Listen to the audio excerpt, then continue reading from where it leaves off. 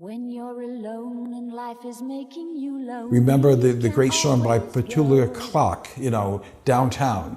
Well, I love that song because it really pinpoints what a city is all about. It's got to be vibrant, it's got to be fun, and it's got to be a place to work and to live. And hopefully a Studley building will contribute towards that.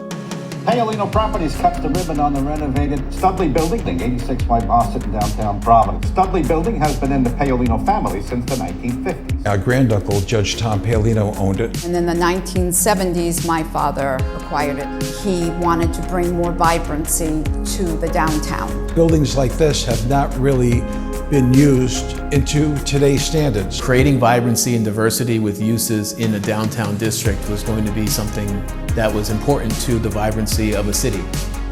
So we decided to transition it from an office building to really a live-work facility right in the heart of the downtown. Don't knock it down and rebuild something that's not as valuable as the original envelope. And the fact that we have preserved a building from 1894, I think that's a huge plus. And as you can see, the apartments are beautiful. Studley Building is for people who want to work and live in downtown, or students.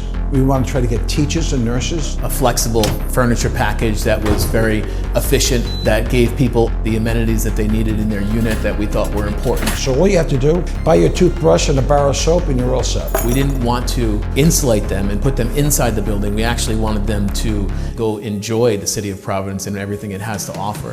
I'm very proud that my brother and I have done this together.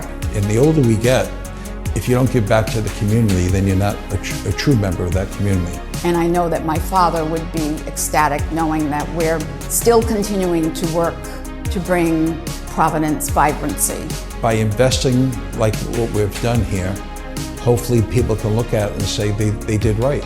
And they continued a tremendous tradition that their family has, trying to make Providence a better city to live and work in.